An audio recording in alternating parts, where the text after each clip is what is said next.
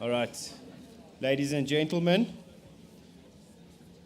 our next presentation is Dr. Tom Hyde, and he's going to do the approach to the South African knee.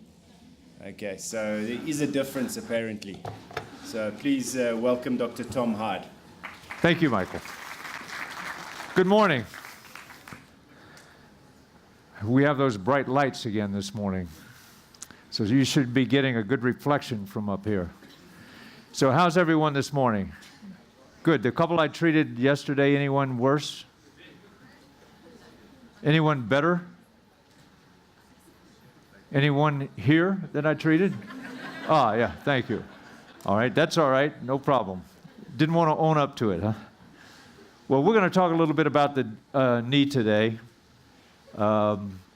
And there are a lot of different structures around the knee. I know you guys know these very, very well, so we'll cover a few things about it and see what we can come up with. But a lot of this, I just want you to kind of look at the anatomy of it again, just a little refresher, if you don't mind.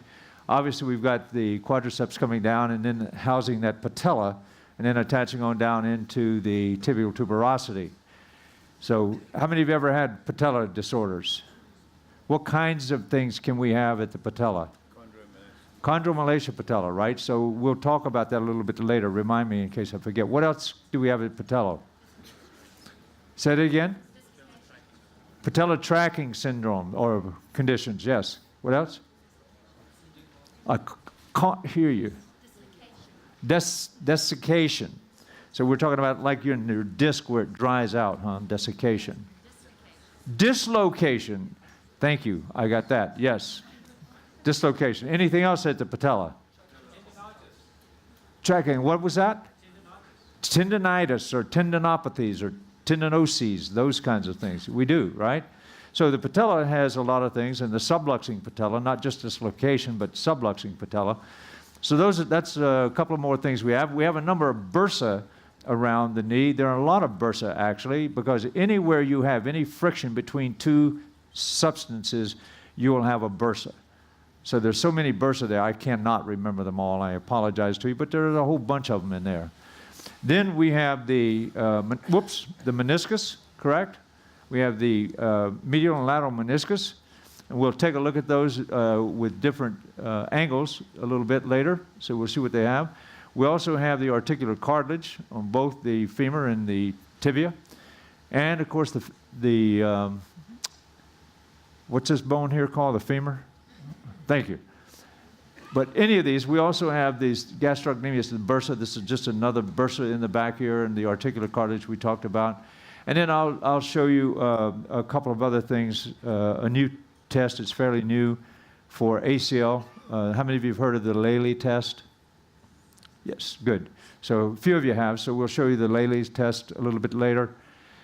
And then we'll also look at a fairly new ligament in the knee that's been rediscovered from earlier things, so we'll show you that as well.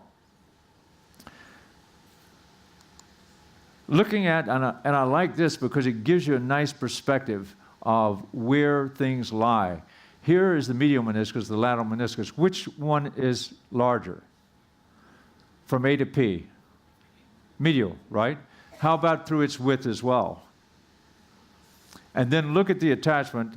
Let's take a look up here. The anterior horn is located here. Now, here's part of the, that's the posterior ligament here. Here's the anterior here. Excuse me just a second.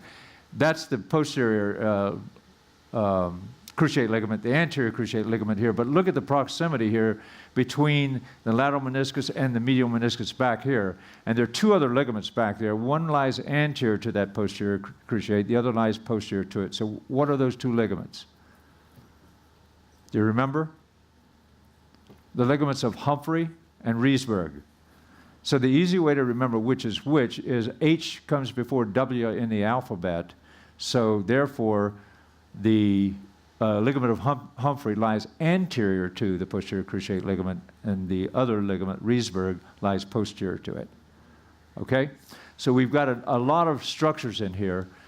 And we'll also look at the fibular collateral ligament out here too. bursa out there, the iliotibial band. So we'll cover a number of different things on the knee here this morning. Then just looking at one of the MRIs here, what do you see up here?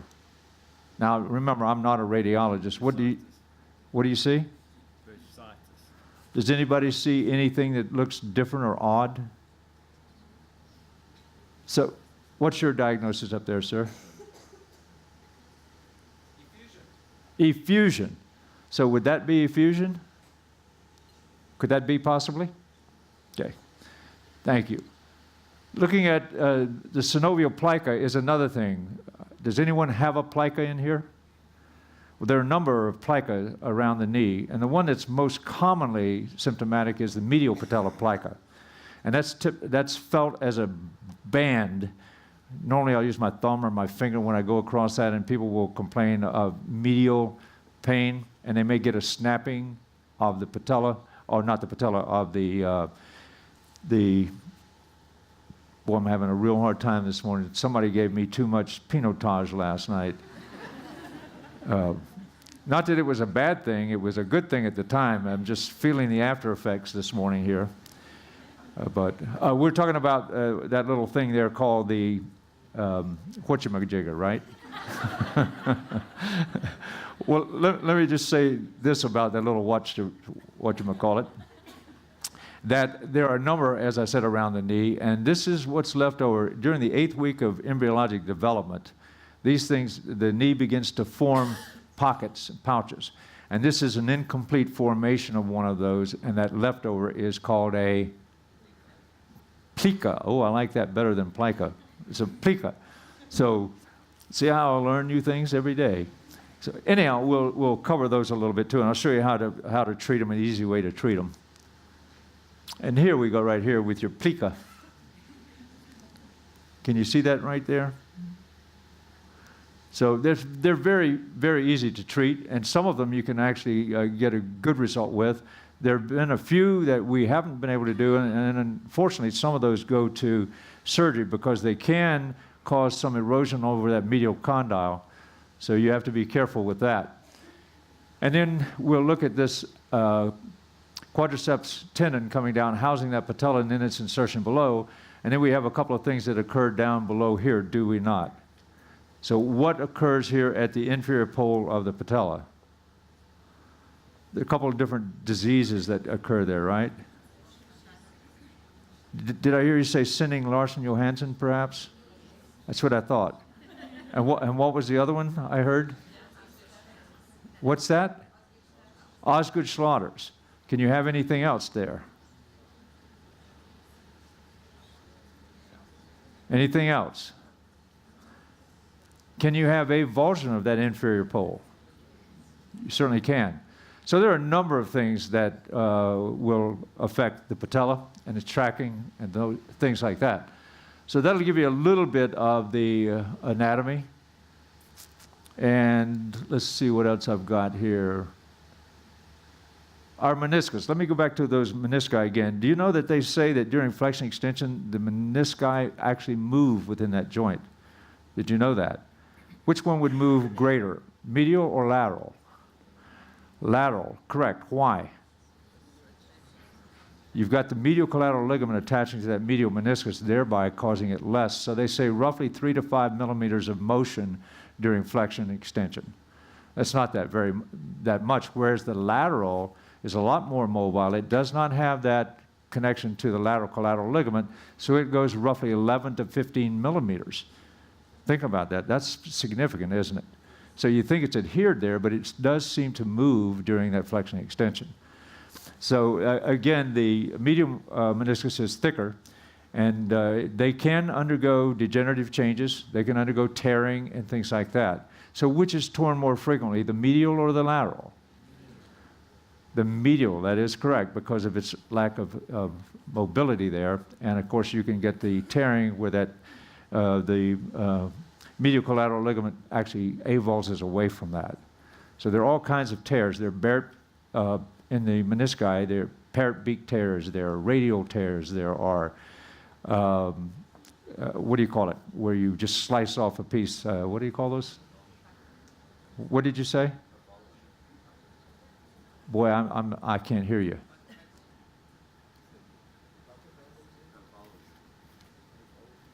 I cannot hear you. So what do you get if you slide two surfaces together and one of them peels off? What? It's like an avulsion, yes. It's similar to that, but you'll get, there will be a separation of that part. And I can't think of the name right now. I'm telling you, that pinotage got to me last night. But we'll cover it later, I'm sure. We'll get to some of these things. So bear with me a little bit here. The lateral coronary ligament. And then don't let me forget to talk to you about the popliteal muscle. I want to show you a way to treat that.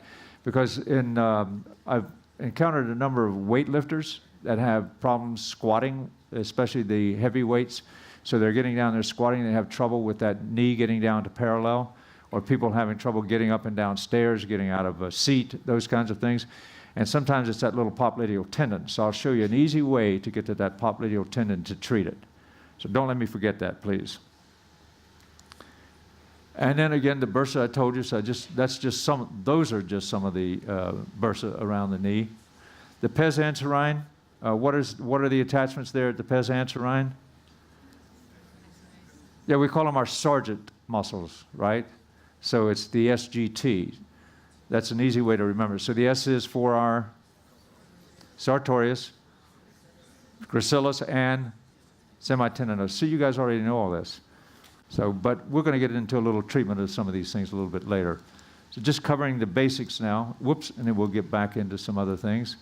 And we talked about, you mentioned Osgood-Schlatter's before, so you can see an example of the Osgood-Schlatter's anteriorly here.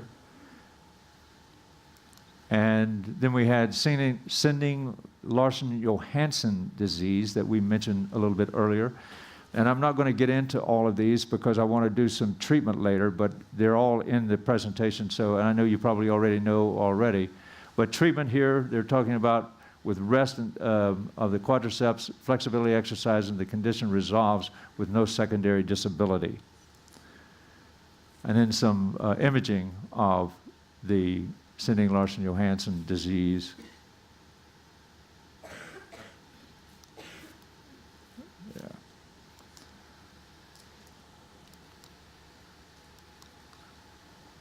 Pellegrini-Saeta is another one. Now, I didn't talk about that earlier. Let me back up one. Back up. There we go. Pellegrini-Saeta disease on the medial side of that knee where you'll get that calcification. So that can be very painful through flexion and extension, and usually it's secondary to a blunt blow on that medial side of the knee where the ligament there starts to undergo calcific changes.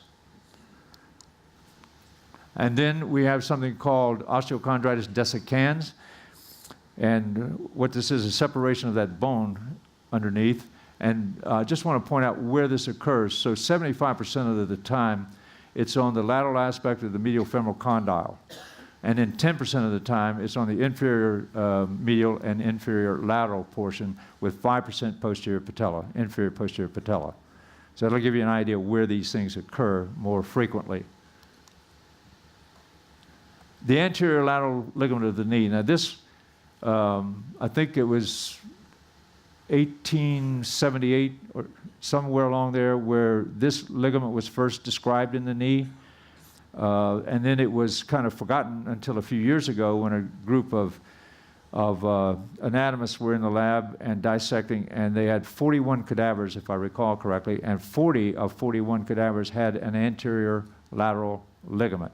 How many of you are familiar with the anterior lateral ligament? We've had a couple of hands show. And let's take a look at the anterior. Here I've got the citations for you so you can pull those up on PubMed. And there's several of them. Come on. This thing is like me not working well. All right, take a look at this right here. Now, what do we have out here? Here's your lateral collateral ligament. Here's the anterior lateral ligament here. And at the superior portion up here, you may have a blending of the two coming together, or they may be separate. And then it heads down south here towards the anterior portion, towards Gerdy's tubercle. So you have two here. Now, what's the significance of that ligament now? What are they finding? That if you have an ACL tear, and you also have an anterior lateral ligament tear, and you don't repair that, you might be more prone, I say might be more prone to a poor surgical outcome because you're not repairing both. And one of the ways that you test that is with your pivot shift test. And then I've contacted two of the American football teams because all the U.S. teams now have a chiropractor with them. And actually there are one or two women now, I think, that are chiropractors for a couple of the football teams, American football. But one orthopedic surgeon says that he doesn't even look for it, and if it's torn, he doesn't do anything about it. The other one says that if he always looks for it. If it's torn, he repairs it. So I only have an N of 2 to tell you right now at this moment. So I'm trying to find out a little more data about it. But apparently, it does show promise if both are torn and both are repaired for a greater outcome overall. So that's the anterior lateral ligament. Any questions on that? Good. This is just showing you again kind of the placement of it here. So we've included a few of that. Now this is a study. Some of you probably have seen it. How many of you have seen the Terry Lagmani study on the rat knees? Anybody? Okay, good. Well, I thought this is a very, very interesting study. Now, this was done in 2009, but it's still apropos to and current for today. But she is a PT PhD. She is the one that taught me Graston technique. So she was the beginning of me learning to use an instrument for treatment. So she took these rats up here, and then after a week, 3 sessions per week, she cut the back MCLs. And then she looked at these rats. She had a total of 31 injured animals here, and they received treatment. The treatment was 1 minute only, 3 times a week, so 3 minutes each week. And actually at 4 weeks, she looked at what was happening with regards to healing when one side was treated, the other side was not treated. So let's take a look at that and see what we can find. She found that after 9 total treatments, 4 weeks, 43% stronger on the treated side, almost 40% stiffer, and they were able to absorb almost 60% greater energy until failure, a greater load until failure. So that's pretty significant if you ask me, and that's after just 4 weeks. Now, if we go a little bit further here, this is actually her rats, and taking a look at them in cross-section, this is the MCL. And if you look on the left, this is 4 weeks untreated, this is 4 weeks treated. You can certainly see the difference, can't you, in the incision site on both? Also, I want you to look at the fibroblasts and look at the muscle striations here. You'll see here they're random. Over here, they're pretty well organized, aren't they? The same thing with the muscle striations here versus the opposite side. So which knee would you rather have, the treated or untreated knee? If it's your MCL, the right side, right? So this is kind of an interesting study. And then if we go on, if I can go on, well, let's talk about it. What do you think happened with the blood supply?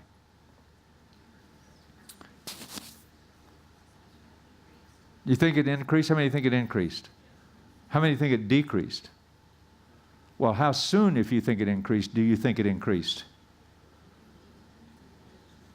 Did I hear immediately? How many think it took an hour? How many think it took 24 hours? How many think it took a week? Would you like to find out? Me too, if I can get this to work. All right, let's take a look. So anyhow, they were still stronger later. Well, given that, how come I don't have that? At any rate, she tested them at 5, 10, 15, 20 minutes, and 24 hours later. She found no increased blood flow until after 24 hours. So I found that amazing too. I would think that it would be right away. But on top of that, if she gave no further treatment, the blood flow increase remained there for a solid week. So there was still increased blood flow. Now, while we're on this topic, I would like to cover... Click facing that way. Oh, click facing that way. Aerial's up there. Oh, thank you. Okay, I've got it. Thank you. So, let me go back to this. So what do you do with somebody that has a third-degree MCL tear? What would you do now, just knowing that little bit of information? Would you attempt to treat someone with a third-degree MCL tear? Absolutely. Why not?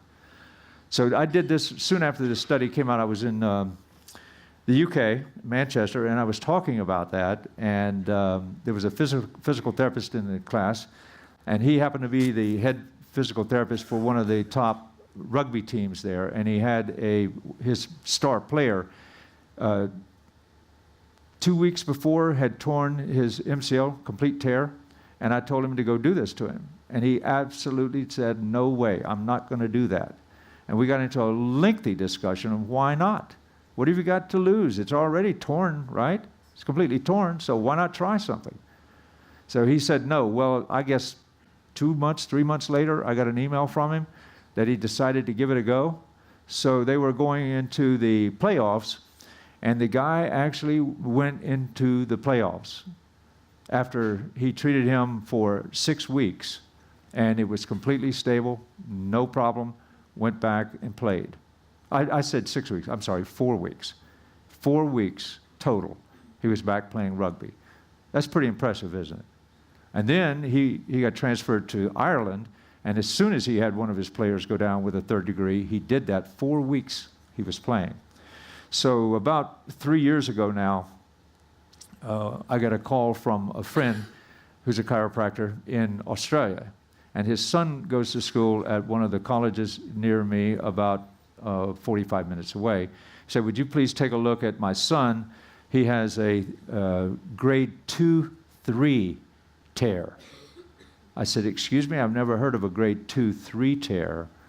I've heard of a 1, 2, and 3, but I've never heard of that. And he says, well, that's what the radiologist called it. So have you guys ever heard of that, a grade 2-3? Have 2.5. 2.5. But anyhow, he said, well, he thought there might be fibers remaining, but I've never seen that on any other MR reading ever. So anyhow, when he came in, this is how he was walking. I mean, he could barely go, and I have stairs, so he had to get down the stairs, and it took him forever to get down the stairs because he couldn't flex very well. So when I brought him in, and his father came with him at that point. He was over watching the game from Australia. So at any rate, now he was injured on Saturday, and I saw him Sunday, so the following day. And they had done a little icing and things like that. So what did I do? We put him in what? Position of provocation. So that is here, here, just like that. And that's how we began. Now he already has edema. So we did some edema reduction too. We did that a little bit later. But we started right there with that in that position, whatever he could tolerate, and to his level 3. Remember how we did that yesterday? That's what we did. But not only did I address there, I addressed the lateral side, I addressed the quads, hamstrings, and distally. So I went into the distal leg. And from that point, I put him on a BOSU. You all know what a BOSU is? You know, that it's domed on top, flat. So I put him on that with his foot on the top and then into the valgus position where he had to balance. So I'm now firing proprioceptively. So we're including now the neurological side of that, the proprioceptive side, and then in that same position, we did the treatment again. And then from there, I put him on the iJoy board. Now, if you don't have one, just some kind of a vibratory plate. I'm not a fan of the ones that do the horizontal vibration. I like the vertical vibrations more. There is a little tendency towards shearing on the horizontal. So I prefer, now it doesn't mean you can't use the other, but I prefer that, the vertical style. So anyhow, we put him on that, put him in that same position. Then I had him on there doing squats, just simple little squats, whatever he could do, and treating him at the same time. And then I put him into a band, and I attached it to a device I have there where I have a Stairmaster. So I just hooked it to that and then had him do it, and I had him simulating his kicking with the leg and treating him, slowing him down and treating him doing his activity. And then I taped him after that. That whole thing took me probably 25 to 30 minutes, but a lot of that was figuring out what I was going to do and the sequence I was going to do it in. But when he left, and that was with the taping, and I did some edema reduction when I take the instrument and I just push that edema out, we'll always try to push that towards the nearest lymphatic area. So we'd start distally and come up towards that knee, for an example, or if it's above the knee, then we go up towards the groin with that and try to get that out of there. And then we put some tape on that knee, just a simple little piece of tape along the medial side. That's it. Nothing special, just a little piece, single piece of tape. He walked out with very little limp and a lot less pain.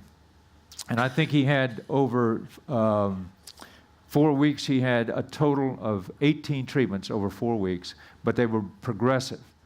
So there were different things done. And then we had a very simple thing there where we would have him run and slowly, and then pick up speed with the running, go faster, that kind of thing, gradually get him into that, and then have him doing figure eights wide. And then once he does figure eight wides and he can do that at a slower pace, then we pick up the pace, we shorten the cones. All right, so we had a whole series, and we have him doing single leg hops, just a series of different things like that. But at any rate, he was playing again in the tournament at 4 weeks and 4 days. So that's not too bad. This is Division I soccer or football, you call it here, I think. So anyhow, that's not too bad. So we have 3 cases that we know of now. All 3 of them responded very quickly within 4 weeks. So my lesson to you is, why not give it a go? I don't see any downside to it, because you've got that time and you're going to check them at the end. You're going to put them through a whole series of tests. If they can do that, no pain, no signs of anything, why not let them go? Does that make sense to you? Now, how many believe what I told you is true? I've been known not to always tell the truth, but this time I'm trying. All right, so here's a summary of it, but long term, she thinks this works. And by the way, I asked Siegfried Menz. I didn't talk to you about Siegfried Menz. I talked to you a little bit about the International Fascial Society. He's a professor, or he was. He just retired last year. But he's the #1 author. He's published the most papers in the world on muscle pain. So I asked him, what do you think of this treatment? And would that equate to a human? The studies were done on rats, but now we have several cases on humans that it's done.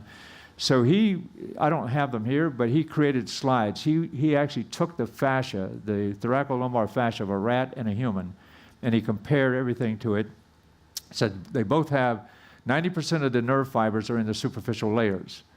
And then the other percentage are in the middle and the deep layers, both.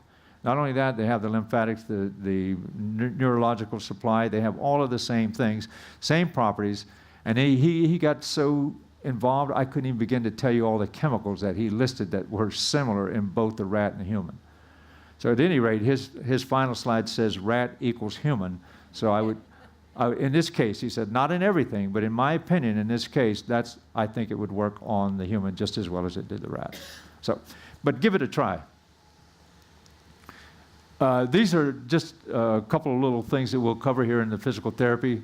We know sometimes the mechanism of injury, so you want to know what happened to the individual when they had an injury. The mechanism of injury, a hit or no hit, right? So we know in extension or hyperextension, this will give you a good indication there, the sequence of what is torn or what may be torn. So if I've got someone who is running and they all of a sudden decelerate, they stop and particularly turn in a different direction and they go down, what are you thinking? ACL, right? So that sudden deceleration, non-contact, change of direction. You add those up, it equals ACL.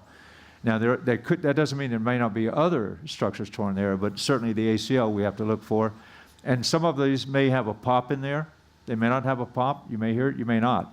But generally you will. And then giving way. They may have that feeling of giving way. They're not like your injured worker who doesn't want to work and is malingering. It's real. They give way. They can't do it. And you will get effusion, swelling within that first 4 hours, and certainly it's significant after 24 hours or 12 hours, actually.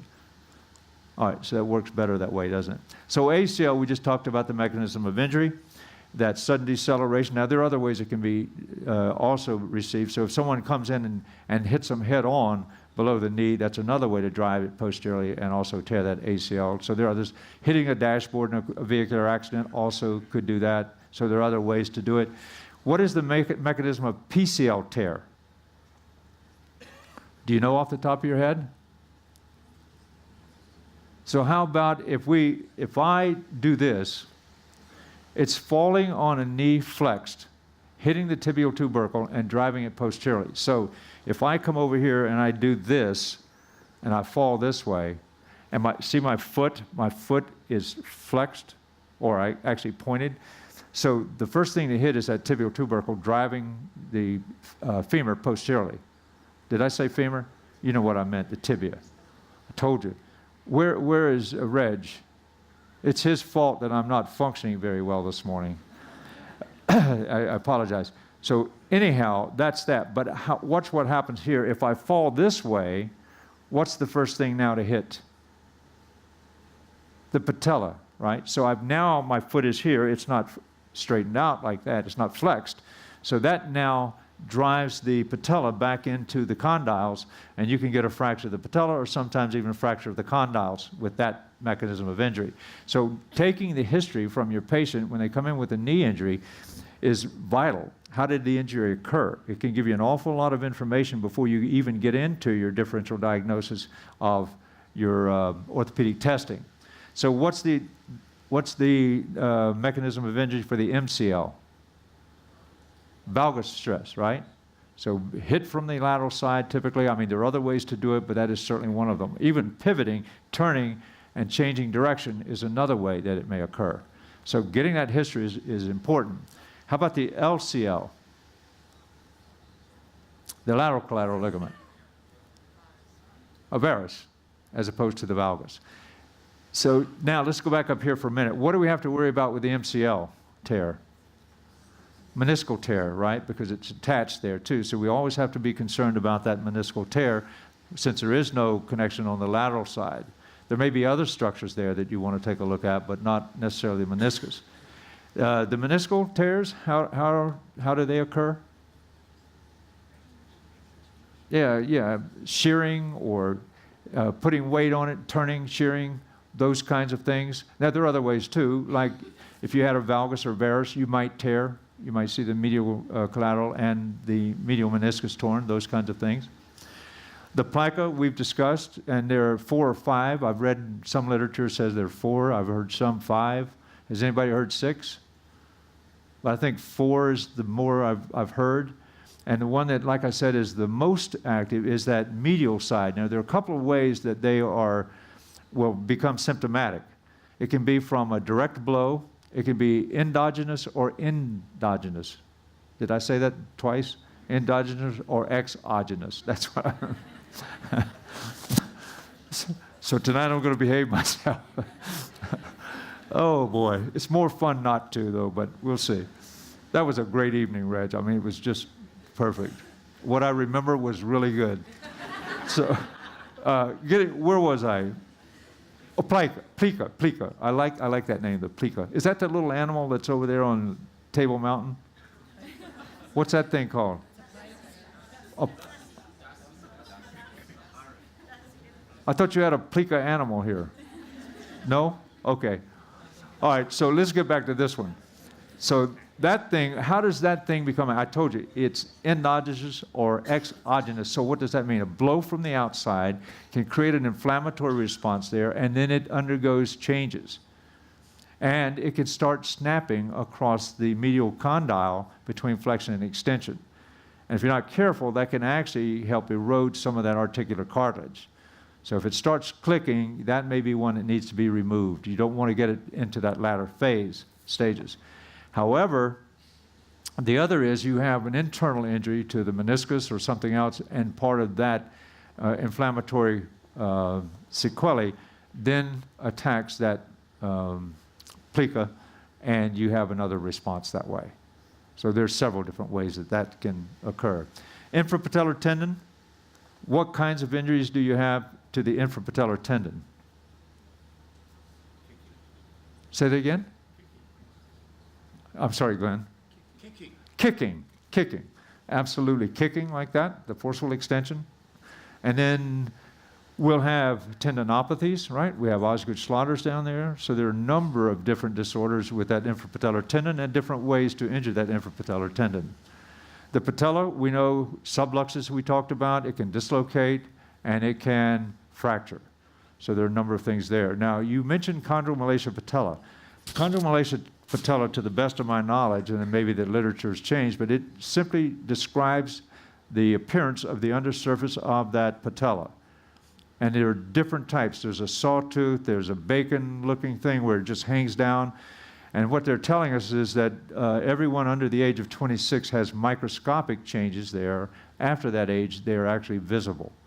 Now, it's not a dead cutoff that everybody that's 26 is, you're going to see it, but it's somewhere in that area. Yes, Glenn? Does the position of the patella, like patella bia, patella alta, predispose the knee to any particular type of problem? Yeah, that's a great question. Thank you very much. I don't have patella alta or patella baja up here, but absolutely correct, because it changes the biomechanics at that knee. So that can cause pretty significant knee pain, and it can cause alteration and function that may lead to other structures in the knee also now being involved. I'm not sure I answered it entirely for you, but patella baja means above, right? And I mean alta, and baja means below. So oftentimes, and there have been surgeries for that, where they'll go in and cut and then move that patella either up or down, depending where they are. But yes, it can create a myriad of things. It can alter the gait, things like that. Okay, thank you.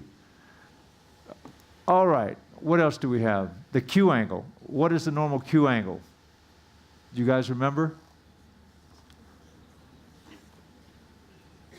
Different in males and females. Definitely a difference in males and females. Who has the greater angle? Females, right? And part of that is because of childbearing. Yeah, so, well, it's different pelvis, right? So you got a different angle coming down there. So, anyhow, you're absolutely right. So somewhere between what? 13, 12, and 15 degrees, somewhere in there? Normal Q angle? Anybody have different numbers?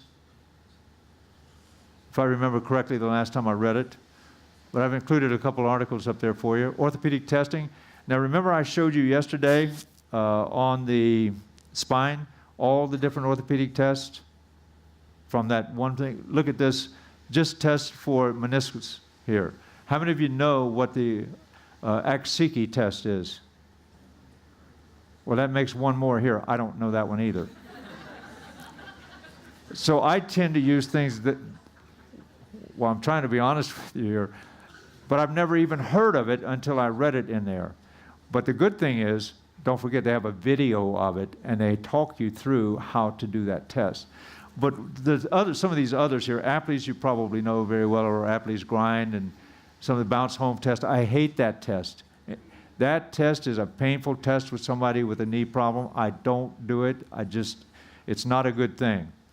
And I'll tell you why I don't like it. I had a friend whose nephew came to see me after he came late that day because he had been playing flag football and heard a pop and his knee was killing me and he couldn't ambulate. So he came in on crutches, and I took a look. Actually, it was the next morning. I'm sorry, it was the next morning. So I go in and I was checking his knee, and I did a pivot shift instead of this little patellar test here, but I did a pivot shift. And he screamed the F word so loud, and I had an office full of people, and I had forgotten to close the door. So I've never done a pivot shift on an acute knee again. But that was a learning lesson for me. So I do it on the chronics, but not on the acute phase. You got to be careful. So anyhow, there are a lot of tests up here. The Thessaly test. How many of you are familiar with that now? Can I show you that one real quickly? Well, our friend, the other radiologist over here, he's right on top of everything. I don't think he misses anything. Oh, thank you. Can I just have a volunteer up here, Chris? Oh, yeah, Chris. This Chris. No, I was just saying that to him to wake him up. He's been sleeping all morning over here. I don't blame you. I'd sleep if I was doing this too. Or if you were up here, I'd definitely sleep. Come on over here. Just a supine, please. You know, if you can't have a little fun, it's not worth it. Now, this is really good. I like this. Does anybody have an extra pillow? How do you get this thing up? Anybody know? Does it come up? Ooh. Is that better? No, that's fine. Yeah, thank you. Okay, now Chris told me he had a little issue. But I'm going to do something to him later, but I want to show you Thessaly's test. And you're asking why I'm laying him down? Because that's not the way you do Thessaly test. Just wanted to see if you were paying attention. But there is another test that I can do this way. We talked about it earlier, and that is Lely's test. Are you familiar with that one as well? This is this crazy orthopedic surgeon from France. He's an interesting guy. If you ever watch him, go to YouTube and look up his particular test, and you'll find it very interesting. Lely, he's an orthopedic surgeon. So what he'll do, he comes in here like this, and he's going to, actually it's this way, excuse me. He's going to put his hand, if this is the involved side, he's going to put his hand underneath here, approximately a third of the way down on the gastroc, and then he comes in, he just uses one finger to lift this up, but I'm going to use my whole hand. You see that? If you go into extension, that means you have an ACL. But if I come in here this way and I push down and nothing happens, that's supposedly an absent ACL. But it's an easy test to do because if I'm doing this test, for an example, and what is this test? What test is this? Anterior drawer. Anterior drawer, I'm down here, right? So what is this test? What, I didn't hear you? Lockman's test, that's correct. This is just one way to do it. If you've got big enough hands, you can come in here and do it. You grab the femur and grab here and do it differently. But for me, I always did this and let the body weight carry it. So I'm looking for anterior shift here, forward shift. And if I don't get it, so yeah, it's hard for me sometimes to hear you or understand the difference in our colloquialness, if you will, whatever that word is. I can't even spit it out. You've got a lot of background noise here. Yeah, there is background noise up here. Did you find that too, Peggy, the noise up here? Yeah. So anyhow, that's a Thessaly test. And I mean, not a Thessaly. Let's do Thessaly while we're up. Come on up for me, if you'll stand for me. So the Thessaly test, he's going to put all his weight on the involved side. He's going to flex his knee slightly. So pick a side, it doesn't matter. All right, and just slightly flex that knee. Now he's going to turn, I think it's 15, 20 degrees, something like that, of flexion. And then he's going to turn towards me, just rotate towards me as far as you can, and then back the other way as far as you can. Well, he's got to be able to balance first. He had a little of that pinotage too, I see. Back this way. So we're going to have him do that about 3 times. And obviously, in most cases, not all, because remember these have specificity and sensitivity, and they're all 100%. So he would have, if he had going externally, then we would suspect what?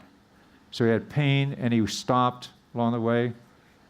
He's going external. So a tear in the meniscus. Do we necessarily know which side that tear may be? We don't know. But at least we suspect there may be a tear. And that's when we would go to our imaging or something like that to get it done. Okay? And then I'm going to call you back up a little bit later to do that. Thank you. So any questions on Thessaly or whatever that other one I did was?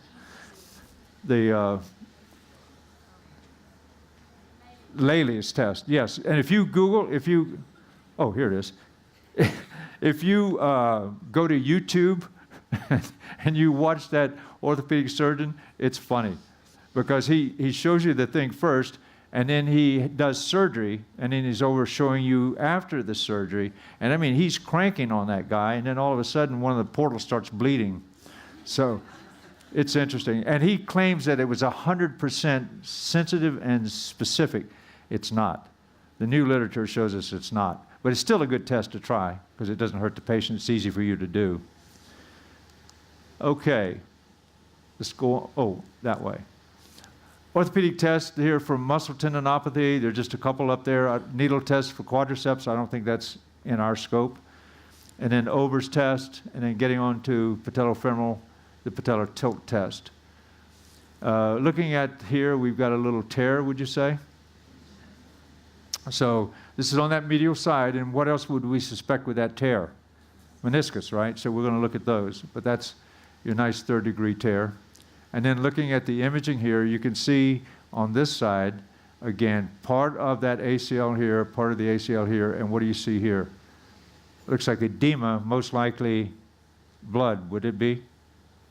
I mean, you would assume that's what it is. There may be other things in there too, but nice picture here of the torn ACL. That looks like, now again, I'm not a radiologist, so you guys correct me. Does that not look like some sort of edema there, most likely representing blood or not? No? What does it look like? Or does it look normal to you? No, It doesn't look normal. No. Well, anyhow, there's something going on there, whatever it is. So you don't think it is? Or you're not sure? well, what's the age of the injury? Oh, well, I don't know. I don't know the history on these two. Then I don't. No, this was not my patient. I just put that in there for you guys to see. So I don't know the history of that one, but that's pretty clear over there, I think, on the right side. It's not fair to ask you questions like that, is it? No. So we're just looking at the meniscus here, and you see both portions of that meniscus, the horns of the meniscus, and then you're looking at size and tear. Can you see that tear through there? I think those are tears, aren't they?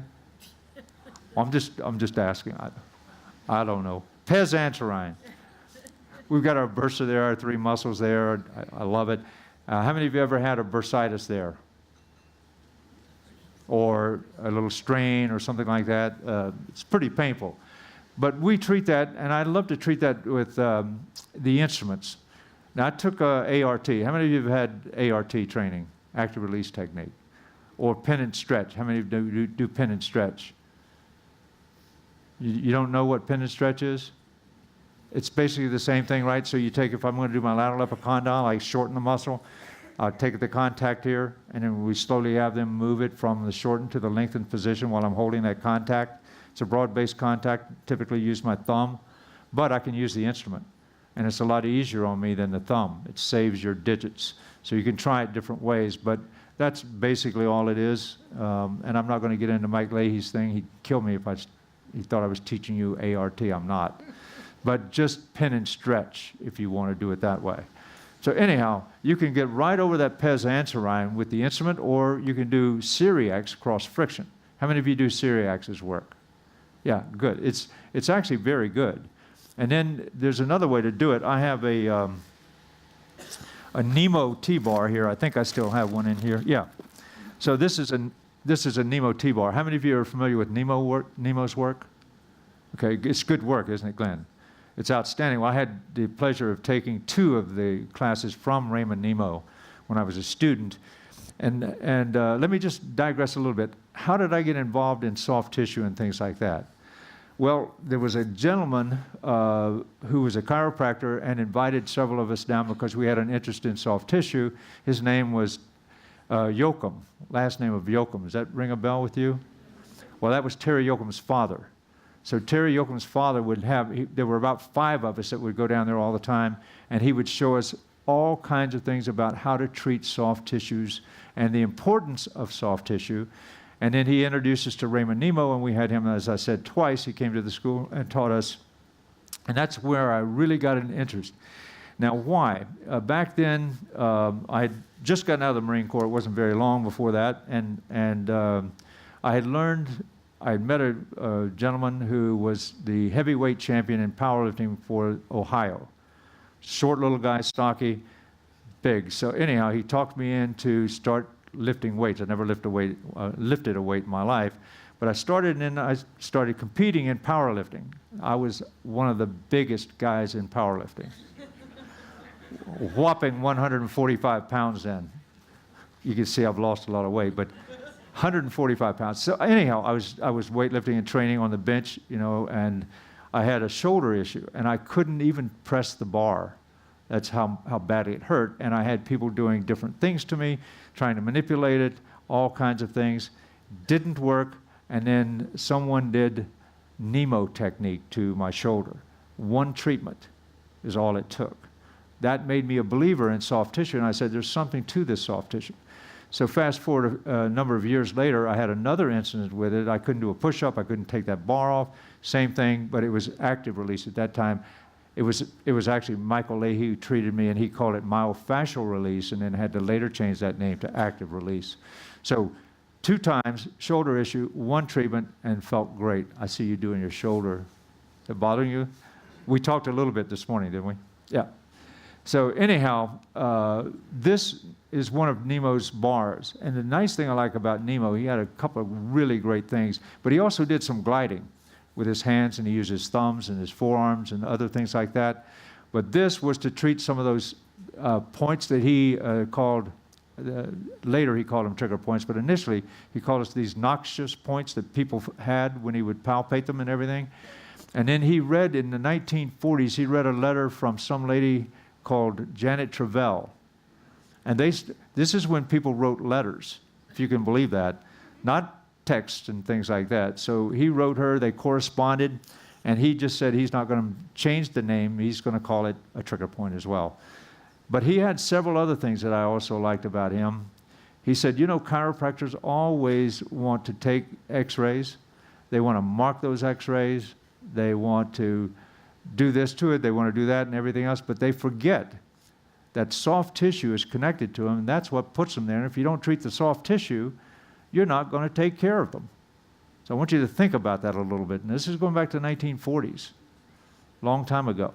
So I think he had a point there to some degrees, but I like this because instead of using my thumb and having to press down, it gives me a mechanical advantage. And then there are 2 tips on this. Just turn it this way, and I can use it that way as well.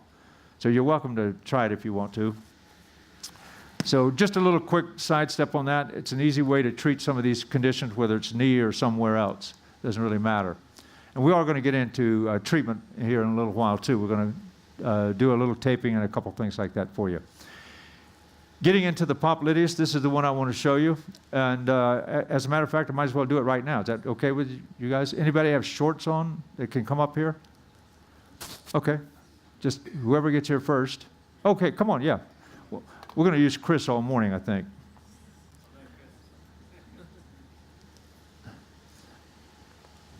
Chris, I think, you think you can stand on this? Yes. Okay. We'll do it this way. Yeah, just like that. That's perfect. And if you just turn sideways a little bit like that, just like that.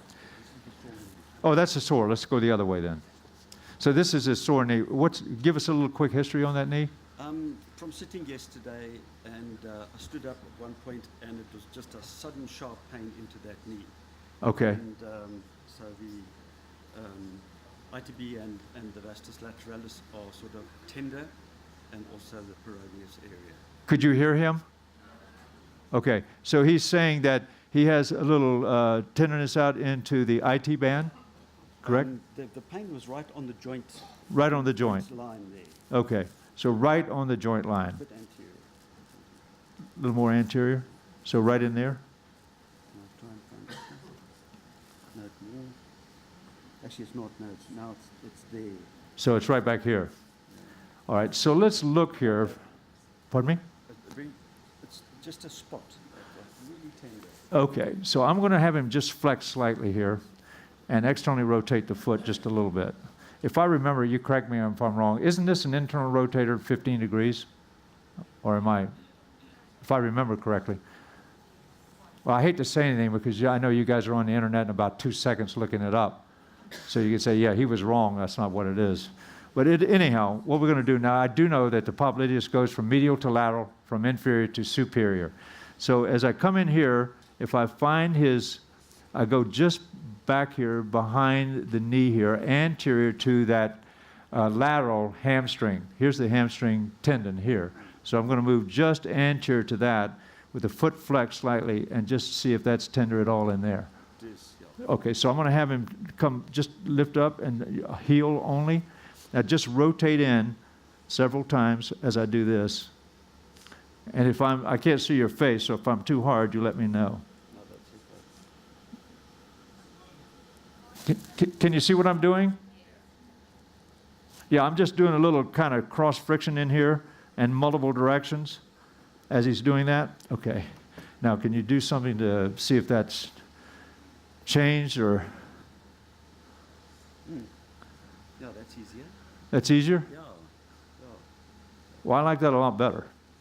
Now, how long did that take? So that's a quick way, because when he told me he was sitting, he didn't have any specific injury to that knee, and it was sitting, and then when he got up, that just triggered in me, well, let's take a look at that popliteal tendon just to see, because he said it was kind of along that joint line, so I just wanted to see. Now, do you want to do a couple of things and see, maybe you'll do a lunge or something, and let's just see what happens? I'm kind of scared. Are you? A little bit, yeah. But that does seem better, yeah. As I came up then, I felt it a bit. You felt a little, where did you feel that when you came up? Well, it was in here. Okay, so what I'm going to do now, I'm going to, if you don't mind, quick treatment. Okay, I'm going to take the instrument out and just show you, we're going to get in there with this, and I'm going to come along that joint line and on the lateral side there, and then back again towards that gizmo there. If I can find,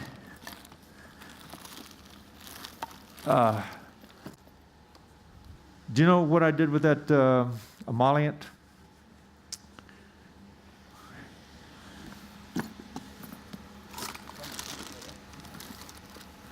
Well, we'll just have to do a dry run here. Oh, there it is. I got it. I got it. Michael. Can you tell the tape guys that they can't come in? Do you mind for me? Okay. Okay. Hello? Okay, good. That's the spot there. But it's much better already. Yeah. Okay, so it's much better, but this is the spot right here. So This is what we're really going to do now, I'm just going to put him here. Excuse me. Yeah. Yeah, okay. That's what I mean. Okay. So now I've got a little bit of a emollient. You want to just turn so they can see it. And now I've got him down here. We're going to flex him again just slightly, just about 15 degrees. Externally rotate for me. And just bring it in and out for me. In and out with the foot. Perfect. Just like that. Now see, I can use the instrument if I don't want to use my finger, and I can get in there a little bit better.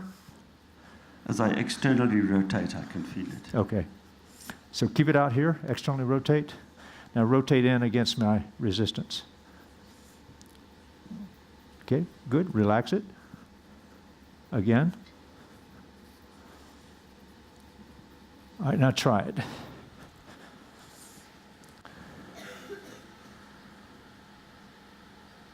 think it's easier. Okay, try the lunge again. Let's see what you got.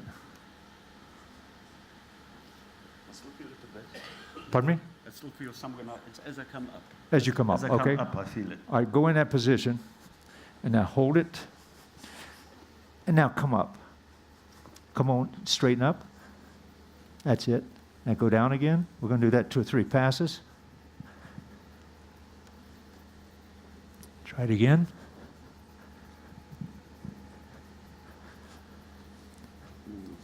And one more. Still feel it a bit. All right, I want to use my hand. Come on down.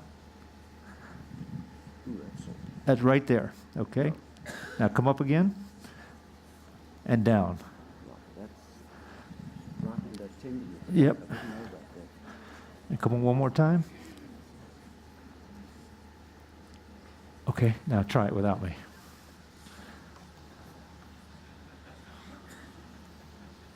it's easier. It's easier, but it's still. Still have a little bit there? Okay. So you can actually go try that a little bit while you're sitting down there, while you're doing it, and just go back in there where you feel that and try it with your own finger, and then just let me know a little bit later. If we have to, we'll do it. We'll do a little bit more. Okay. Thanks a million. So that's just a quick little thing to kind of get to that. But hopefully it is. Would you say it's at least 5% better? I would say it's about 40 to 50%. 40 to 50%. Okay. And how long did that take? Not very long, did it? So now you think you could treat a popliteal tendon, something like that? It's very easy. And normally what I like to do is actually, you know, the perfect push-up.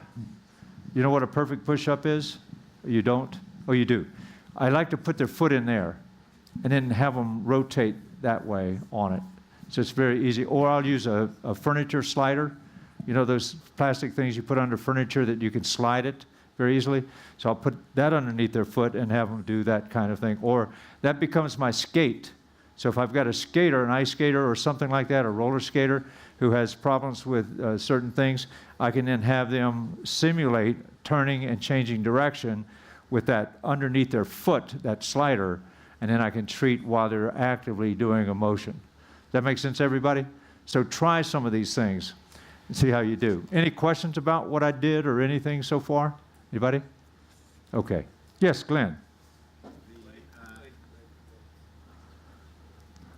One of the nice things about the Graston instrument is that it's the sort of palpatory equivalent of the stethoscope, in the sense that you can sense the texture, grittiness, unevenness of the tissues much better through that instrument than even with your hand, in my experience.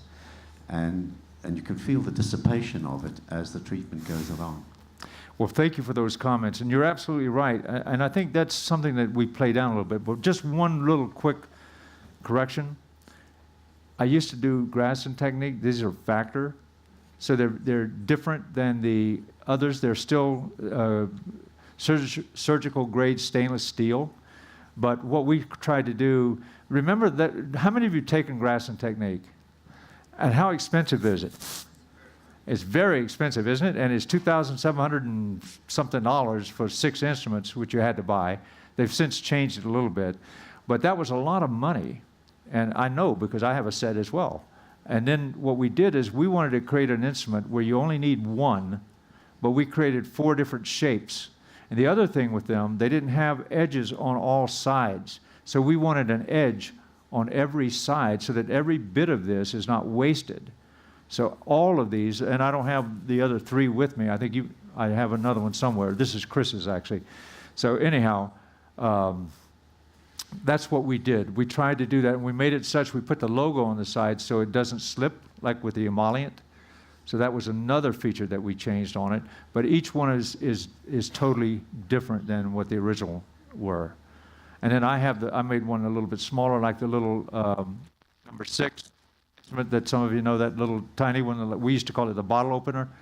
So that we made different, and I enlarged it a little bit and put edges all around that. So, and then we only say you need one, so it's a lot cheaper to buy one of these, or less expensive to buy one of these. And I'm not selling them. I don't own the company anymore. I don't have anything to do with it. I teach for them occasionally, but that's it.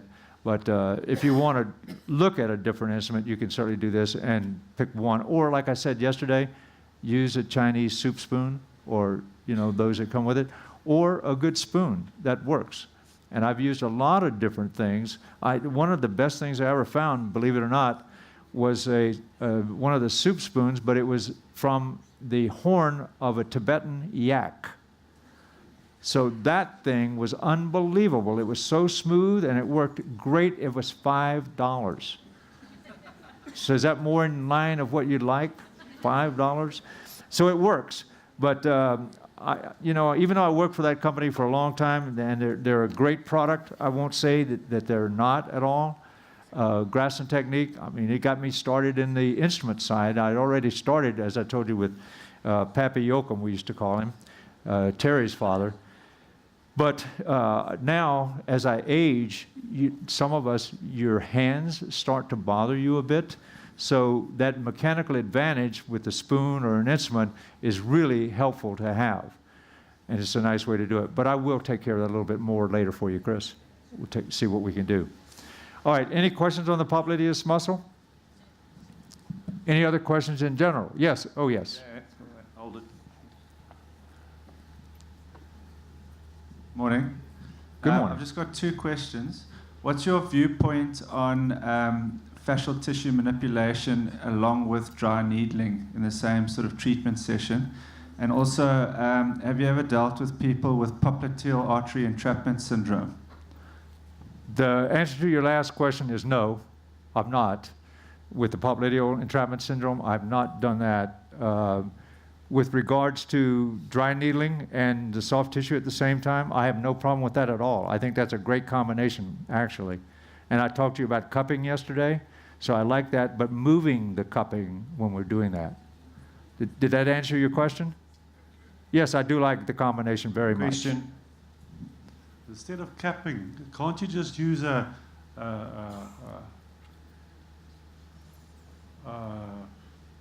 vacuum cleaner? It's strong enough? Well, you know, that's not a bad idea. I've never tried it. No, I think it'll work better. Why not? Much easier to move up and down. Yeah, use an old vacuum cleaner like me, and it wouldn't have as much suction, and it would probably work better. Well, that's a first. I've never heard that one, but Another question. I like your ingenuity. I'd give it a try. Yeah. Wow. Well, Tom, can I ask you a question Sure. around how you approach the patient?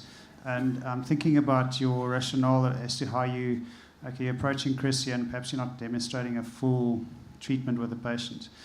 But are you dealing, say for instance, whether you're dealing with popliteus and ITB, are you thinking about the mechanism, how it works with the gluteal muscles? Obviously, you're going to the point of pain first to help the patient there. But what's your strategy in your mind when you approach the patient? When we see it here, it seems kind of random. And I'm sure there is a process, and that's what I'm trying to tap into. There is, and you know what? You're absolutely right. I forget sometimes that I know what I want to do in my mind, but I'm not evidently getting it out to you. I did talk to you yesterday about following a kinetic chain or bringing in other structures. I just didn't demonstrate a whole lot of that with this. I was trying to get more to that, and that's why I told him I'll come out to him later rather than spending a lot of time here. I will come out and finish that. But normally what I would do, and let me go back over that because that's a great question. I talked to you briefly yesterday about starting. So if he had pain, and I didn't go through with it because I'd already spoken to him out there. But the first step is to find out if the pain is at rest. If it is, we're going to treat him at rest. If it's not at rest, the next step is, well, what happens if he moves it? Okay, so if it's with movement, then we're going to do the movement. But if it's not, if it's movement, then with load is the next one, movement with load. So I would have him load it like I did into the lunge or that kind of thing, and then see if it came on there. So we would start with that if that's where it started, and the other two weren't provocative. Does that make sense to you? And then from that, remember the next one, number 4, is then some kind of a function. So that function might have been for him standing on one leg, putting his trousers on, for an example, and that brought it on. If that didn't do it, then some other kind of, we would add proprioceptive, where I'd put him on that stability pad and have him stand there and go into a squat, maybe with an external rotation to that 15 degrees.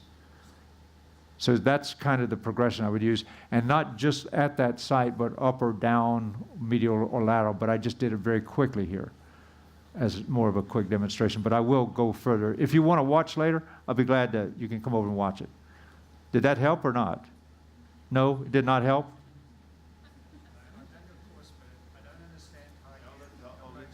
Hold it. You don't understand how I approach the structure. I understand what you're doing in terms of your treatment, but when you approach the patient, so in the patients that you have an ITB problem or popliteal problem, do you consider the aspect of what the gluteal function is, what the foot motion is, and the kinetic chains that you mentioned? So you may start distal. Is it just basically based on provocative tests that you do in your treatment? So I'm talking more about structure, perhaps anatomical chains, there's been a lot written about that, and also how different joints function together with that as well. Yeah, if I think I understand you completely, in my mind, I rule out certain things based on his history and what I'm looking at, or the exam. I didn't give him much of an exam, but normally I would do that. And then I set in my mind where I'm going to go and what I'm going to do. But for you out here, that's why I always tell people, what do you feel that patient in front of you needs? What structures do you think are involved? Because we might be totally off on those structures that we think. So I don't think there's a wrong or right way often to do that. I think it's what the patient, whatever your exam shows you and what your mind tells you, how you've been trained that you need to do that. So I tend to go back to you with what you want to do, and it doesn't have to be the way that I did it. I still don't know if that answers your question, okay? Because I tend to be a little, I think it's like anything else. When you first adjusted your significant other or your first patient's cervical spine, how long did it take you to set up, get your line of drive and all of that, your contacts, and do it? How long does it take you now? Do you even think about what you're doing now? Really? I mean, you think about it to some degree, but to that degree, we don't do it anymore. And I hate to use that as an excuse, but now I've just done this so many times that in my mind, I've already got what I want to do based on what my exam or his complaints would be, or hers, whomever it may be. Okay, and we can continue that later if you want, and we can go through a couple things out there at the break. I'll be glad to. Okay, good questions, oh my gosh. Any others? Now you've kind of awakened me now. I'm getting past that pinotage stage last night. Anybody else? Okay.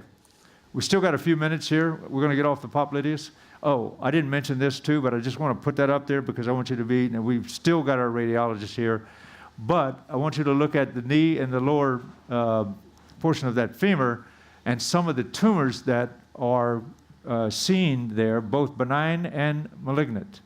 So looking at whether they're in the metaphysis or the epiphysis or so forth should give you an idea on whether or not they have well-circumscribed borders or they're irregular, things like that.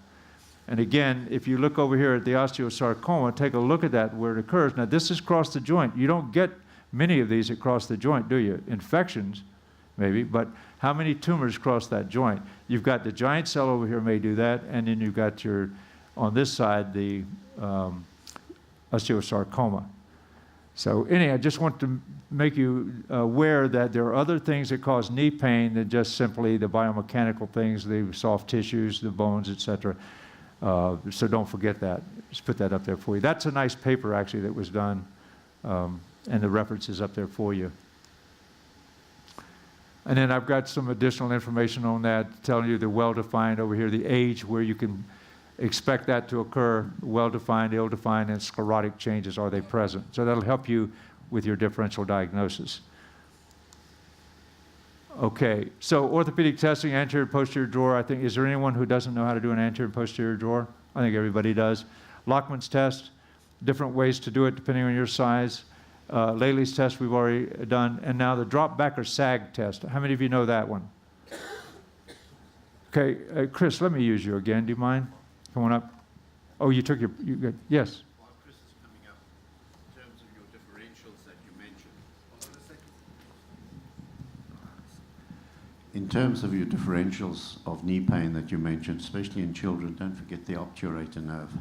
Obturator nerve, yes, absolutely. Reflecting from the hip joint disease into the knee. Well, I'm glad that you brought that up because that's a very good point, Glenn, and I thank you for doing that. I'll never forget, I had a young fellow brought in by his mother's boyfriend, 15 years old. He'd had some knee pain, and he went to his primary care doctor, and he said he had just sprained his knee. He didn't say anything else, just that's all it was. So I took a look at him. Now, when he walked in, I watched his gait. He had a little internal rotation, and he's walking like this, and he's limping. So I took a look at him, I examined him, I said, I don't think that's coming from your knee, that's your hip. So I took an x-ray of his hip. What do you think I found? slip femoral capital epiphysis. So I always tell people, you're absolutely correct. Remember, knee pain can refer pain to the hip or to the ankle, up or down, and vice versa. So you always, in that age group, you've got to check above and below that area. So thanks for bringing that up. And unfortunately, the MD lost his license over that. So yeah, it was a pretty sad case. Any other questions about that? Okay, I have a slide in here somewhere, I think, that actually depicts that with it going in both directions. Okay, so I was going to do it. Would you mind lying on your back again for me, please? Don't need the pencil, just No. You could just kind of pull it up, if you don't mind, above the knee. So in this case, if we wanted to see the drop back sign, we just put our hands underneath his heels, have him flex his knees flex your knees to 90 degrees. Yeah. So here, what we're looking for is the tibial tubercle dropping back. If it sags or drops back, what are we thinking? PCL. So posterior cruciate ligament tear with a drop back sign. Okay? Let's see how easy that is. Come on up for me. You might as well just stay here because we might use you a little more. Is that okay? And then we'll get to that other part. We'll finish that treatment because I don't like leaving it not feeling well. So we'll get it. Thessaly's test, I think we've already covered. McMurray's test, probably all of you know. Apnea, distraction, compression. Those, I'm trying to come to a couple of others if we have. The posterior sag sign I just gave you there. O'Donoghue's terrible triad. I think we all know that. ACL, MCL, and our medial meniscus. And then getting into female injuries, I included that in there for you. ACL injuries. Now, in American basketball, we certainly have a lot of that. And now we have women playing football, believe it or not. I just saw a extra point and field goal kicker, female. So we're getting more and more of them in there, so you want to look at those too. And there are differences, obviously, in the amounts of ACL tears. So if you look at men versus women on the basketball court, who has more ACL tears? The women, right? And one of the other things is that sudden deceleration, stopping, changing, alternating from defense to offensive moves, things like that. And there have been all kinds of theories why the female has more tears of the ACL than the male. They've looked at the notch size, they've looked at hormones, they've looked at all kinds of things, quad strength, all those kinds of things. Now, if you ask me, I don't know the answer, and I keep seeing and reading different things. I think it may be a combination, and I think each one is different. So we don't know that they all have the same things, but there is some kind of link there that produces a greater tearing of the ACL in the female. But I've got a couple papers up there for you I put in there you can read later. Let's see here, what was that? Let me go back to that one again. Okay, there are all kinds of things. Let's go back to manual instrument. We talked about that before. So this is kind of that algorithm that'll follow there, the gentleman that asked me before. So if you go into pain, loss of range of motion, loss of function, tightness, and so forth, that's criteria for treatment. And then there are all kinds of other things. Gua Sha. How many of you do Gua Sha? Are you familiar with Gua Sha? Oh, really? Wow. I don't have a slide here, but Gua Sha was started in the Orient, and they used shells or all kind of coins, anything that they could use to scrape with. So they would scrape the skin, and they believed that the maladies were present in the blood. So they wanted to bring that blood to the surface and get rid of whatever your issue was. If you've never seen anyone that's had Gua Sha, it's unbelievable. I mean, you know cupping, if you leave it on, you know how you get that hickey looking thing? Well, when they're finished with the Gua Sha, it's unbelievable. Just Google Gua Sha, and they use even tortoise shells and things like that have been used. They make instruments now. You can actually buy those on Amazon or one of those places now, and you can get several instruments for $5 US or $15. You'll get several of those. You can use those for treatment like we're using these. So it's another inexpensive way to get those. But Gua Sha is, if I've got my spine or Chris has a chest problem, I'm going to do the entire area here.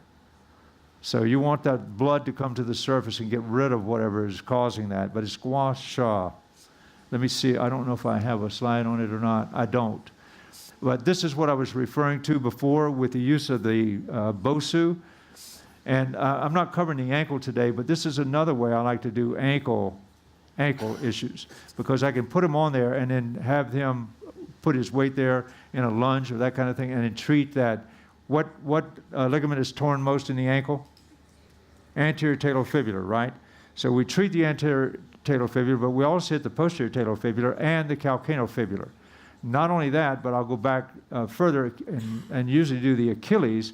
To answer the question of the gentleman up there, I would go back to that Achilles as well. I may go to the anterior portion of the foot. I'll look at the fibularis group.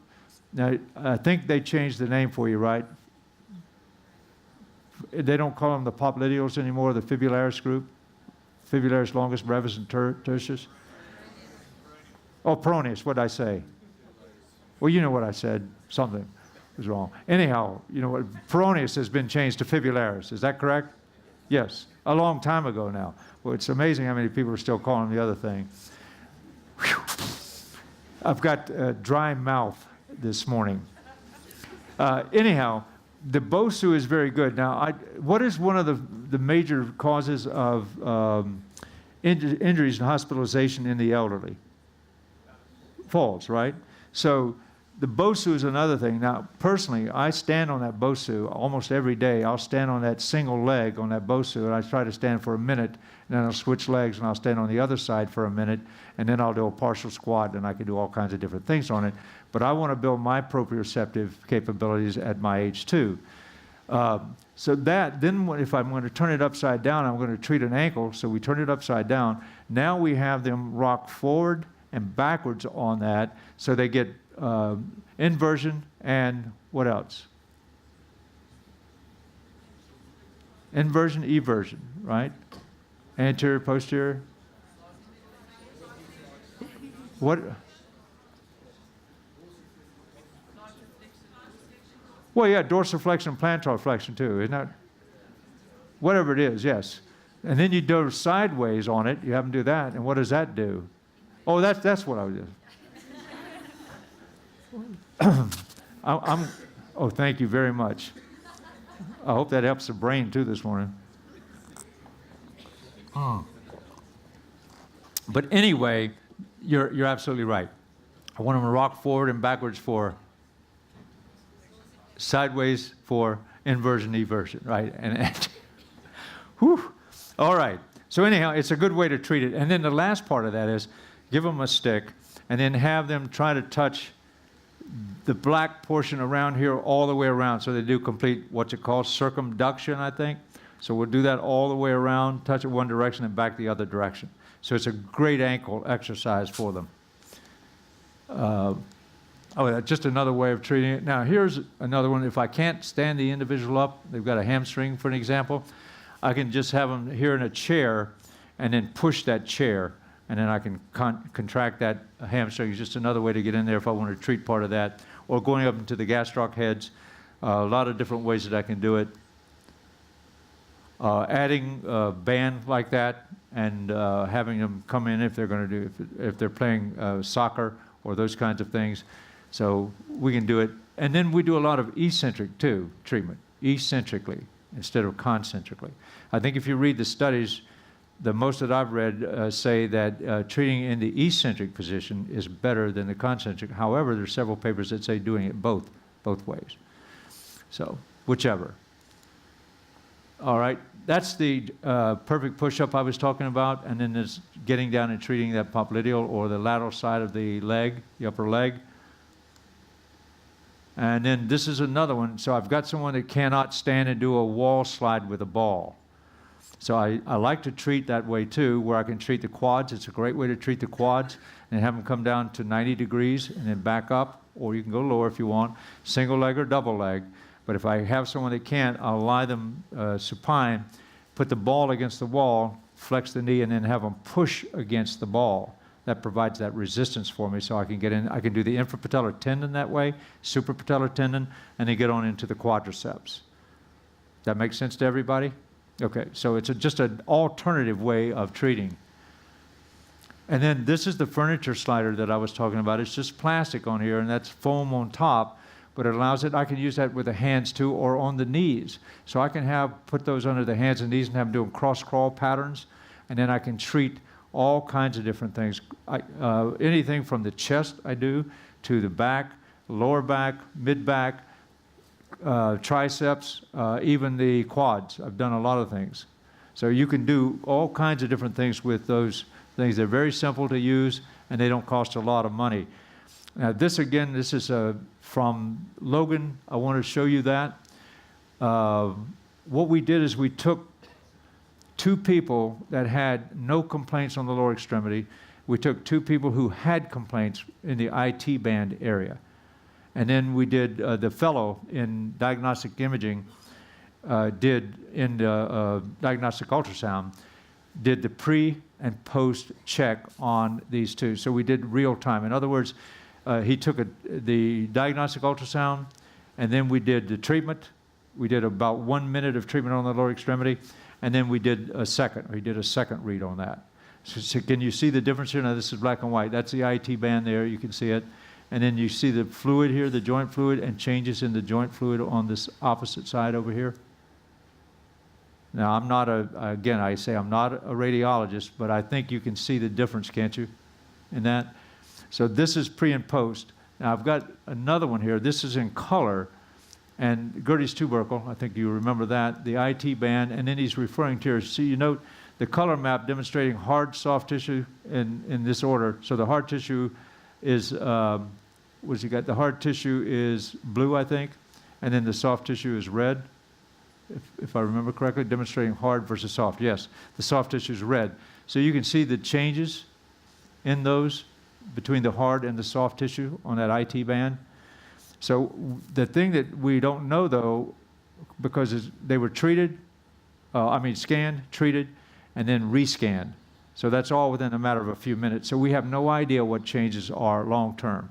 We don't know what a week would bring. We don't know what 6 months would bring. I tried to get them to let us do a study so that we could do pre and then treat them and then look at it over time and see what happens with them. So we don't know, but the person that we treated with this IT band problem, just that 1 minute of treatment, it helped significantly.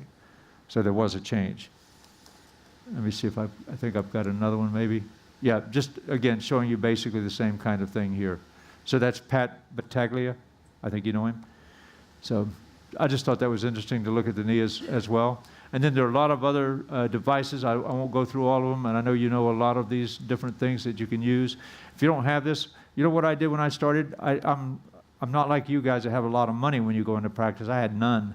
So I wanted to create a way that I could do different kinds of rehab. So I took just a 4 inch by 4 inch board, about 8 feet long, and then I used that for my balance beam. But what I did to make it more difficult, I put high compression foam underneath that.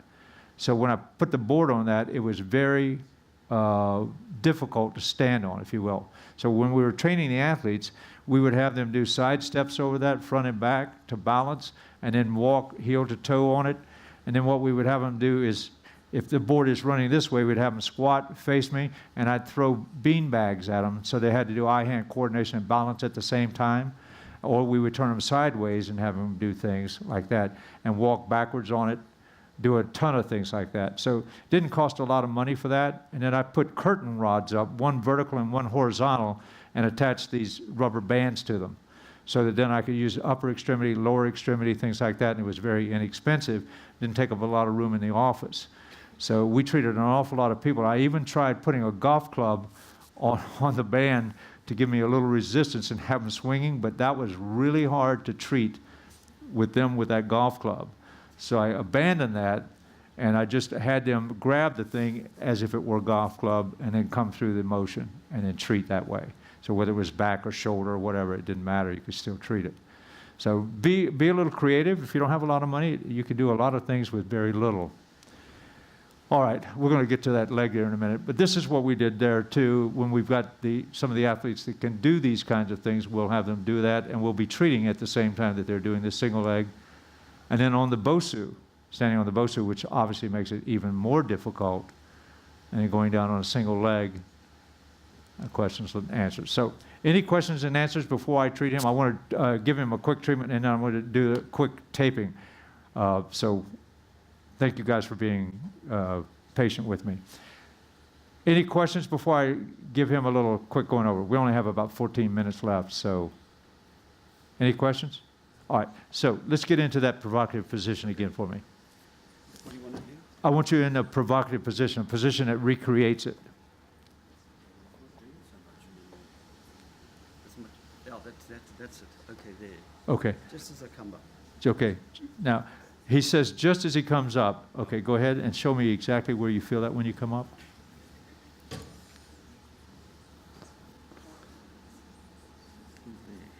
Right there. Right. Okay. All right. It's somewhere in here. All right. Just come forward a little bit for me. How about right in there? No? You know,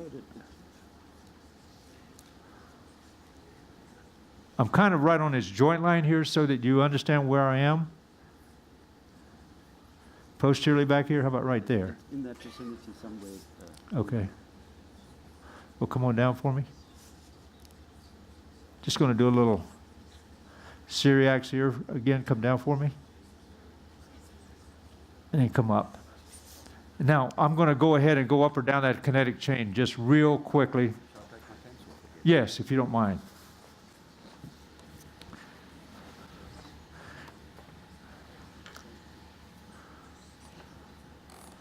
And I do want to show at least a couple of tapes. It's quick. It's amazing how quickly that time goes, doesn't it? Not for you, we have them sit and listen to me, but up here, it goes very quickly. All right, let's see what you got. What do you want to do? Just go back into a position of provocation.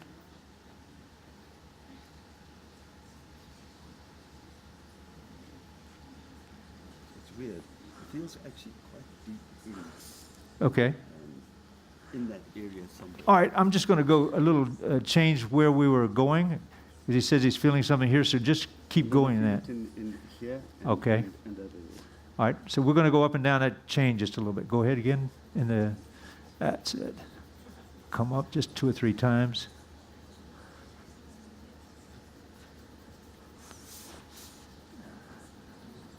All right, now I'm going to come up. Just rest for a second.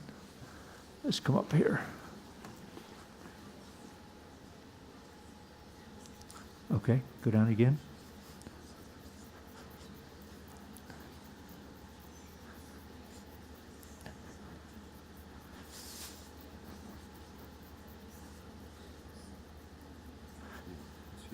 Right there, yeah. Feel a little of that right there? Kind of out on the IT band? Yeah. Definitely ITB. Yep. So the other thing here is probably his IT band is involved as well. All right, so we're going to have him try again now without it. It's residual. Just to still a little bit. Just really, but all in all, it's much better. Yeah. So where are we now? We were about 40 to 50 before. Say about 50%, 60, 60, 65, 70%. So it's climbing 55, 60, 65, 70%. So anyhow, that's there. So I'll finish him later, but let me show you a real quick couple of tapes. Is that okay?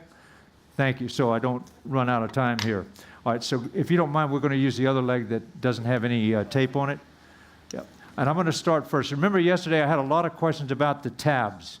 So I want to show you a tab today for like an Osgood Schlatter's or infrapatellar tendinosis. Is that okay? I'll show you that real quickly.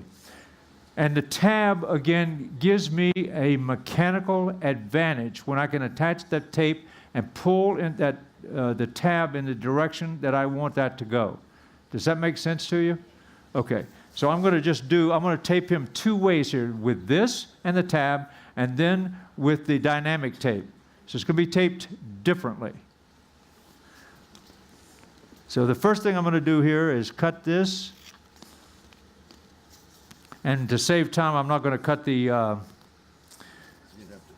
yeah, I'm not going to do the edges. I'm just going to leave them here. But I'm going to fold it in half so I know about where I want to go here. come in here like this. We're going to rip it. Remember what we did yesterday? We just overlapped this like this. So I've got one side here. I don't have to have the tab, doesn't have to be too big. I can get it to catch without it being too big. Then we're going to come over here on the opposite side of that midline. I'm going to cut this to leave us a little area in between.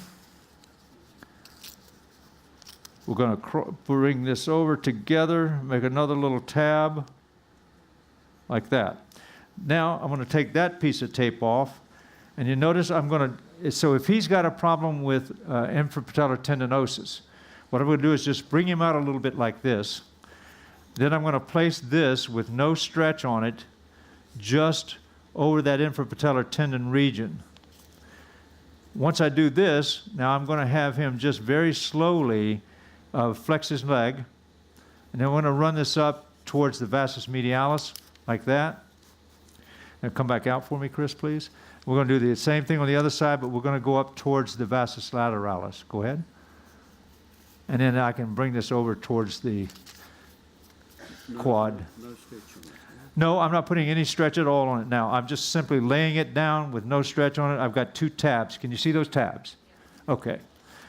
Now I'm going to take another strip of tape. I don't need it as long. And we're going to bring this, I'll just do a small one here. I'm going to cut it, I mean not cut it, but fold it in the middle, open that up. We're going to take this right in the middle of these 2 pieces. I'm going to lay that down directly over that tape. Then I'm going to grab the medial side first. And when I grab this, that's going to allow me to pull in that direction. So I'm going to pull it. Just straighten your leg a little bit for me.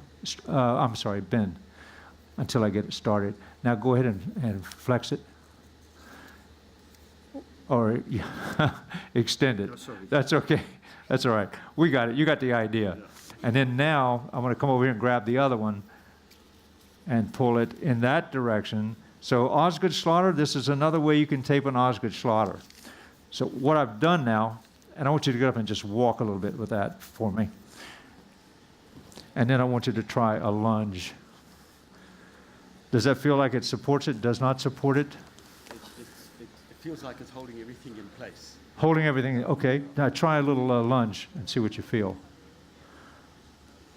And try it with the other leg and see if you feel a difference in one side versus the other and what that difference may or may not be. Well, this one's feeling good now, so they're feeling about equal. Okay, so you said the other one's feeling good now. So let's do this. Do we have anything I can clean that other leg off real quickly, and we'll put this one on the other side and compare them?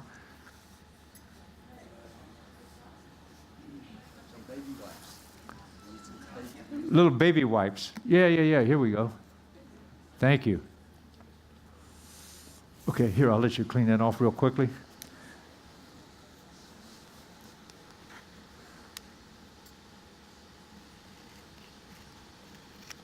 Fortunately, I don't too much hair anymore. I just saving a little tape here. It won't take too long.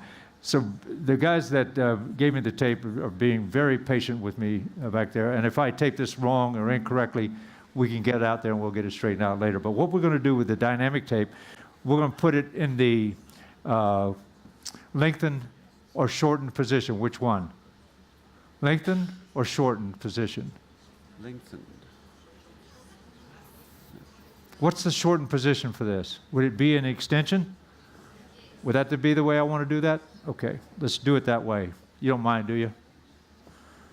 So what I'm going to do... Wait a minute, am I doing that right? Yeah, that's what I thought.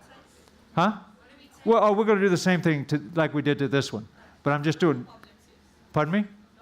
No. We're just doing this for demonstration. We're going to come to the infrapatellar tendon again. So in this one, we are going to have that leg just like that. Take this off. Now, this really does stick, so I've got him in this position. And I'm just going to come in here, and I'm going to get a little bit of that patella right down below, infrapatellar tendon. And we're just going to bring this back over. Cameraman, can you zoom in on that?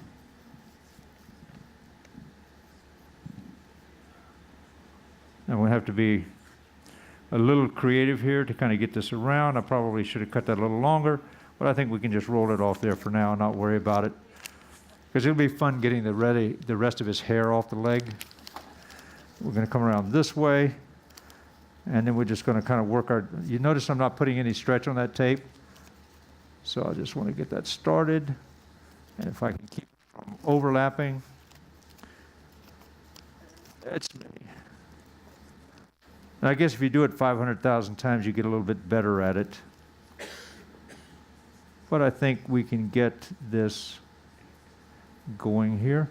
Excuse me 1 second. And we got a little bit there, but not too bad. Not the best tape job I've ever done, but we'll see what happens. Now, go ahead and do a little walking with that one for me. And then try the lunge and so forth. Does that feel like it supports? Yeah, it's feeling pretty much like the other one. Pretty much like the other one. But remember, I didn't put tabs on this one, did I? No, I did not. So it was just a tape. Good. Okay? Yep. So this one's feeling okay now? Yes, it's Okay. just a slight twinge still. Yes. Okay, so that was real quick. Now I want to show you one more quick thing, if you don't mind, and that's for foot drop. So if you don't mind taking a sock off, so I'm going to use this tape, and I think we can show you maybe a little bit better demonstration if I do a quick foot drop with the dynamic tape. We've got 2 minutes and a half, or 2.5. I'm trying to learn. I can learn to do the accent if I can learn to drink here. Okay, and I've cut it kind of short. So if he's got a foot drop, if I bring him up in that shortened position, we're going to do this kind of quickly. We're just going to go down to this foot here. The only thing is I need 6 hands to get this done sometimes. Okay, just bring it up for me.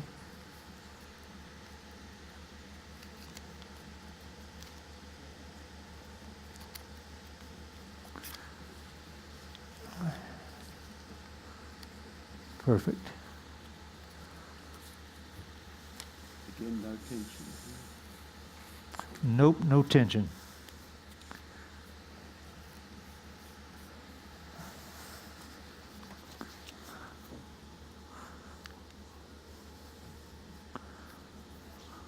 Got a little bit there, but that's all right. Guys, information about a prize afterwards, so if you can just give 2 minutes afterwards, then we'll find out about another prize.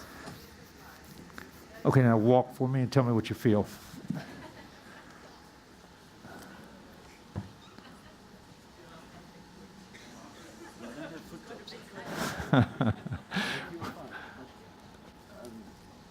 Now try to flex the foot. Try to flex the foot. Okay, let go and relax it. Does it feel like it aids in coming back up? Or not? Yes, yes, Oh, okay. yes. I should have prepped him ahead of time to say yes. It does feel like that. Okay, so I've got 34 seconds. Any last questions? Okay, let me say thank you again and bearing with me. It was a rough night last night, but we got through it today. So I appreciate it. I want to thank everybody, and thank you for letting me use the tape for the gentleman out there. Thank you very, very kindly. I appreciate that, and it is Jean. Jean. Yes, but also Ben Albert, right? Yeah. Okay.